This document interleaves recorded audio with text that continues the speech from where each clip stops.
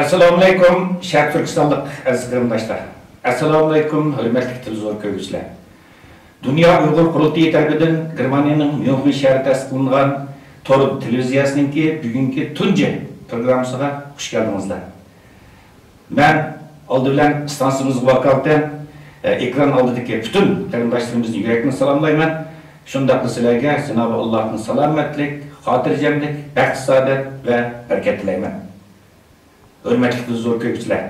Dünya Uyghur Qurultayı Kuchları və Təşviqat Mərkəzinin bevosita başqurishida təsis qilingan bu Tor televiziyasınınki bugünkü tunji programımızga chet ellərdə muhacirat yaşayotgan bütün qarindoshlarımızga aid tunishlik bo'lgan aziz bir mehmonimizni taklif qildik. Mana sizlar o'zingizlar ko'rib turibsizlar. Bu efendim Dünya Uyghur Qurultayınınki hozirgi raisi hem Xalqaro vakolatsiz millatlar tashkilotininki muavin raisi Dolqun Aysa efendim, hurmatli Dolqun Aysa efendim, ataydan vaqtingizni chiqarib bizning bu tunji programmamizga qatnashib berganligingiz uchun Allohga rahmat aytaman va buningdan bütün istasyonimizdagilar buningdan ayrı g'urur duyamiz.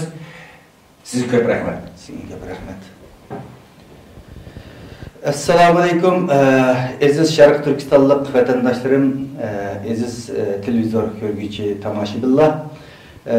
Mən bugün bu Dünya Uyghur Qurultayı Tor televizyonusunun tunji növbətlik proqramımızga meni bu televizyon xadimləri riyasetçinin təklif qilib, bununla tunji proqramımızga qatnaşqanlığımdan özümni intayın bəxtli his qilman və g'urur duyman.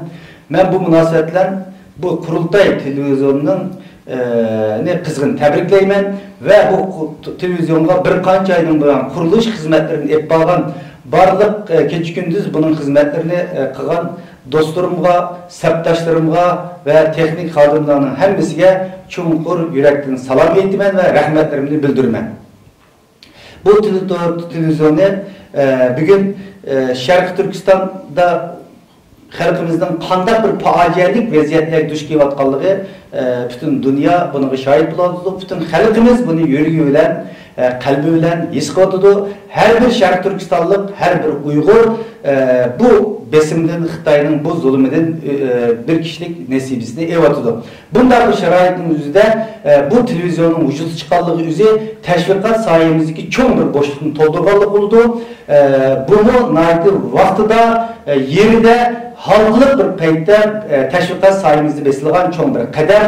Bu münasibətle ben bu televizyonun xalqimizga, millatimizga, davayimizga xayrlik bo'lishini Cenab-ı Allah'tan tilayman. Şunun bilan birga bu televizyonga bütün chet eldagi vatandaşlarimizni maddi, ma'naviy va fikriy jihatdan qo'llashini, tavsiyalarini berishini, ilonlantirishini samimiy yurakdan iltimos qilaman. Rahmat Dolqun efendim, hürmetli televizor görgüçüler, Xudo Dolqun efendim şərhlab o'tgandek, sizlar ko'rib o'tgan bu Dünya Uyghur Qurultayınınki Tor televiziyasi xalqimizningki o'rtaq sadosi. Sizlar bu televiziya qanday orqali bundan keyin Uyg'ur milliy harakatining xalqaro taraqqiyot ahvoli, Xitoy ichki vaziyati, Sharq Turkistonning vaziyati, Uyg'urlarningki ahvoli, jumladan Dünya Uyghur Qurultayınınki dunyo siyosatlarida qilayotgan faoliyatlariga doir ishonchlik ma'lumotlarni vaqti-vaqtida bundan xabar tepib turalaysizlar. Doim bizni izlab turing. Ham Dünya Uyghur Qurultayıning hozir ekranda ko'rinib turgan Dünya Uyghur Qurultayınınki Tor beti orqali shundaqla Dünya Uyghur Qurultayı Kuchlar va Tashviqot Markazi tarafidan Facebook tasdiqlangan Qurultay Tashviqoti nomli saytida bundan keyin bu televiziya kanalininki programmalarni ko'ra olasiz. Rahmat Dolqun Aysa efendim. Dolqun Aysa efendim, mana hazır aldığımızda bu yıl 4. ayınki 22. gün, 23. güngacha Belgiyada Dünya Uyghur Qurultayınınki tunji navbatlik ijro komiteti kengaytirilganligini ichilish oldi turdi. Yana shundaqla uningga 3. navbatlik Sharq Turkiston istiqrotiya hokimligini ichilmoqchi. Yana bilsiz hozir mana bütün chet ellardagi Uyg'urlar to'rt ko'zli kutayotgan, hayajonda saqlayotgan 4. ayning 27. kuni Belgiyaning poytaxti Bryusselda Yevropa Ittifoqining oldida o'tkazilgan namoyishimizga sanoqli kunlar qoldi. Oldimizda bütün faaliyetlerden hangisi Belgiyaga markazlashgan. Hozir mana masalan o'tgan yil 11. ayda bu 6. navbat Dünya Uyghur Qurultayı İçilik Kırmaniyan'ınki München şehirde siz reis olup saylanğaydınız. Siz bu kurultayınki yeni reis buluş süptünüzler. Sizin reisliğinizdeki hazır Dünya Kurultayınki yeni rehberlik heyetininki muş 6 ayga yakın vaqt içinde yapılan faaliyetlerge kısqacha özünüz qanday bir bağ versiz? Rahmet, sizin de ötkendigidek 11. ayda Dünya Kurultayının 6. nöbetlik Favqulodda Kurultayı bop ötdi. Bunun da Dünya Kurultayının yeni bir nesil rehberlik heyeti vazifesini tavşırıp aldık.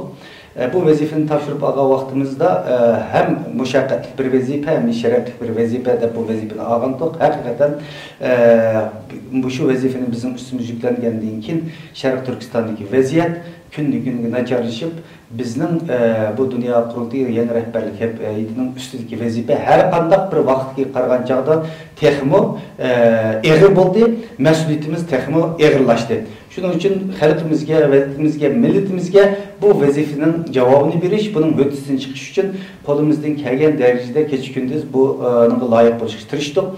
Biz Dünya Kurultayı yeni rehberlik heyeti vazifesini tavşırıyotgan 5 ayga yakın vaqtın üzerinde biz asaslık davayımızı bundan burundu Dünya Kurultayının asaslık faaliyet prensipini asas kılan halda texmi güçlendiriştiriştik. Mesela Şarkı Türkistan davasını tesir kılalaydıgan xalqarada siyasi siyasi güçü eğir boğan devletlerge ve rayonlarga qarardık. Mesela Amerika bugün dünyanın en çok siyasi iqtisadi tesir güçlük boğan bir devlet. Bir yerde Amerikan hükümetlerde bolsun, Amerikan Kongresi bolsun, bir yerdeki ammaviy teşkilatlar bilen boğan bolsun, alaqalarını küçeytişke ehemmiyet verdik. Ben şahsen şu 5 ayın içinde 2 qitim Amerika'ga ziyaretki berip bizim Amerika'daki Dünya Kurultayının rehberliğini orunlaştırışı bilen birge yerde mühim uçuruşlarını yapmadık. Vatanımızdaki umumi yüz beriyotgan vaziyetler hakkında Amerika hükümetinin kongresler bilen gelecek planlarını müzakere kılış fırsatlarımız oldu. Ondan başka sizin bilgendek dünyanın yeni bir mühim siyasi ve iktisadi gücü Avrupa İttifakı. Avrupa İttifakı'da 28 devlet var. Bir yerde Xitayga tesir kılalaydigan bir güç. Bir yerdeki faaliyetlerimizge eğirlik verdik, bir yerde güçlendiriştiriştik. Siz mi de ötkendigidek, şu aldığımızda 4. ayının 27. günüsü bulduğun 5000 kişilik namayişinin Brüksel'de orlaştırışının asası sebebi mi? Çünkü Avrupa Komisyonu 28 devletinin hükümeti. Mişe'ye tesir kılışımız gerek. Mişe'nin yalnız biz bu kadar namayiş, bu faaliyet oyutlaştığımız yalnız bir halkara fikir şekillendirişemez. Biz Avrupa vatandaşları buluş süpütümüz bilen özümüzün hak hukukumuzu bir yerde talep kılışımız gerek. Çünkü biz bu devletkenin kanunlarına riayet kılıp bu devletlerin Avrupa İttifakı'nın siyasi, iktisadi, medeniyet cihatındaki terakkiyatlarına hesap koşuvatkan bir halk. Bunda olan ikimiz biz bajlarını tavşırvatımız, kanunlarına riayet kıvatımız, bu devletin nurgullarımız, bu devletin grajdanı, vatandaşları bulduk. Bunda olan bizden hak hukukumuzu talep kılış ve bu devletlerin bu Avrupa İttifakı'nın bizden hak hukukumuzu qoğdaş mecburiyeti var. Muşu mecburiyetlerini hatırlatış ve hak hukukumuzu talep kılış için bu namayişim şehit orlaştırıldığımız degandikidek Avrupa İttifakı'nın mühim bir güçtü. Bir yerdeki boğan eğirliğimizde güçlendi. Onun başka Türkiye bizim için ait mühimdi. Bizim Dünya Kurultayı'nın rehberleri hazır kadar 2 qitim bizim icra komitesinin reisi Ömer Kanat ve bizim Mao reisi Erkin Ekrem ve başka Dünya Kurultayı'nın Türkiye'deki rehberleri İstanbul'da bir kanç qitim Dünya Kurultayı'nın faaliyetlerini yapıp Türkiye'de bu Dünya Kurultayı'nın mevcutluğu davayımızı güçlendiriş için bazı icabi kademlerini baskan buldu. Onundan başka Birleşken Devletler Teşkilatı bugün halkıradaki mevcut meselelerini hal kılgan en halkıradaki birden bir çoğun organ. Bir yerdeki eğirliğimizde bunun boğan okşaş, bunun biz vazife algandan keyin texmi Birleşken Devletler Teşkilatı da özümüzün meselelerimizi gün tertibə ekilişine asaslı programlarımızdan bırakıp geldik. Ondan başka biz hem de aldığımız günlerde şu İslam dünyasına, bu Dünya Kurultayı'nın uzun yıllardan bu yan planımızda bo'lgan, ama her xil imkoniyetsizlikler sebebinden orunlayamay kelgan programlarımız vardı. İslam dünyasıga, Müslüman dünyasıga Şarkı Türkistan davasını anlatış, bu yerdeki xalqaro teşkilatlar, avam xalqni bu Şarkı Türkistan'da bo'layotgan dini besimlardan, zulümlardan xabarlar qilib, ularning istasini qo'zg'ash mümkün tertibimizin birdi. Bunun ba'zi tayyorlik ishlarini qilyapmiz. Deganimizdek, shu dunyoga ta'sir qila oladigan siyosiy, iqtisodiy kuchlarga bo'lgan eg'irligimizni asosiy nuqta qilib faoliyatlarimizni olib bordik. Rahmat Dolqun efendim. Zaten muhaciret yaşayotgan qarindoshlar sizlar yaqindan buni kuzatib kelyapsizlar. Turli matbuotlar, sotsial uchur vositalar orqali haqiqatan bu o'tgan yil 11-chi chaqirilgan 6-chi navbatlik Dunyo Uyg'ur qurultiyi dinkin Dunyo Uyg'ur qurultiyining faoliyatida favqulodda bir ruhlanış, favqulodda bir jalonish bo'ldi. Faoliyatlar keng bo'lyapti. Bizning raisimiz Dolqun efendim o'tgan Yaponiyadan ahirgi qitim qaytib keldi. Yaponiyadan aytib uçurishlar bo'ldi. Dolqun efendim endi bu hozir albatta siz bilan boshqa temalar yana bundan keyin kamroq suhbatlash imkoniyati bo'ladi. Sizningki muajiratda yashayotgan qarindoshlar Dunyo qurultiyining raisi bo'lib o'tganingizda qanday bir tavsiyalariniz, qanday bir tilaklariniz bor? Rahmet, benim en ahırda deydiğim biri şu bütün muhaciretteki Şarkı Türkistanlık qarindoshlarımızdan şapkasını aldık, ep koyup durup, ben davayımız için, halkımız için, vatanım için nima qila oldim deb o'ziga savol qo'yish kerak deb o'ylayman. Shunday bir fursat keldi. Dunyoda Şarkı Türkistan xalqining haq huquqini qo'lga olish, özümüzün erkinligimizni, mustaqilligimizni qo'lga olish bizning tabiiy haqqimiz. Ama her hiçbir qachon bir tarafından hediye kılıngan narsa emas, o kurashlarning elinde o. Bütün kurashlarning, bütün mücadelelerning hammasi g'alaba qilish natayim. Ama bütün g'alaba qilgan kurashlarning hammasi cho'qim mücadele bilan kurash bilan qo'lga kelgan. Shuning uchun biz umidlanmasligimiz kerak. Bu dava yillardan buyon davom qilyapti, bir natijasi bo'lmayapti deb ba'zi xalqimizda umidsizlik bo'lishi mumkin. Bu bizning qilayotgan davomiz 1.800.000 kvadrat kilometr bir tuproqning 20-25 millionlik nüfuslik bir xalqning davası, egilik huquq davası. Bu unda asan qo'lga keladigan bir davo emas. Shuning uchun bu yerda faqat Dunyo qurultiyiga va yoki muajirat faoliyat etayotgan tashkilotlar bilan mas'uliyatni yuklab qo'yish bilan bu masala hal bo'lmaydi. Bu bugun bütün her bir Şarkı Türkistanlık, her bir Uyg'ur men xalqim uchun, vatanim uchun nima qila olaman deb bir savol qo'yish kerak va buning uchun savol qo'yib, buning uchun izlanish kerak. Her bir Şarkı Türkistanlıkning bugun qo'ldan keladigan moddiy, ma'naviy, fikriy jihatda bu mücadele qatnashish majburiyati bor. Her zaman moddiy, ama bu majburiyat bugun texmo bir farz bo'lib o'tirib chiqadi. Shuningga bütün Şarkı Türkistanlık vatandoshlarımni jiddiy o'ylanishga, harakat o'tishga chaqiraman.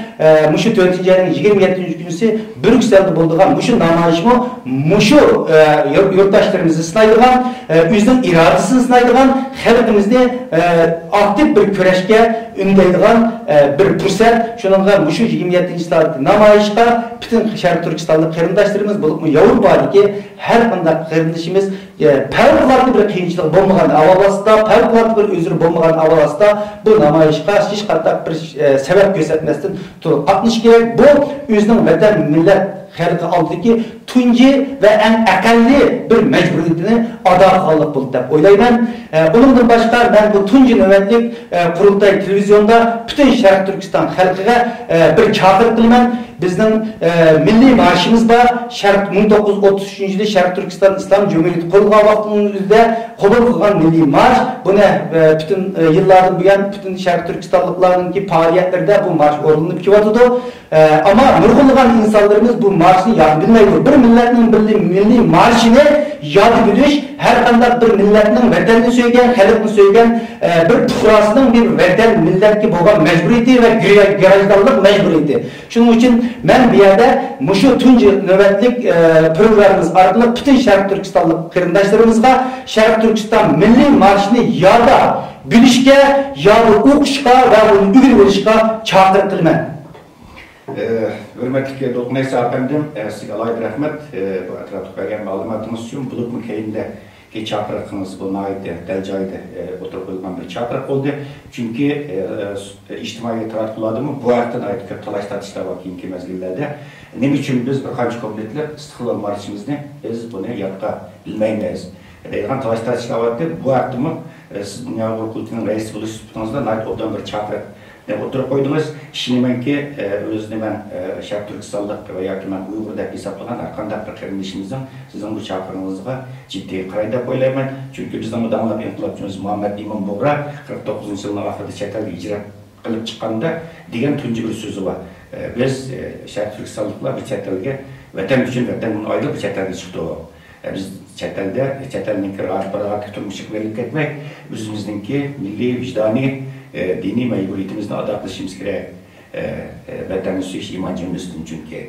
Degen çakırıqni oturup koygan. Dolqunay Efendim sizge alayda rahmet eytimen. Televizyon köylüçiler, desteklemen eskertip öttüm.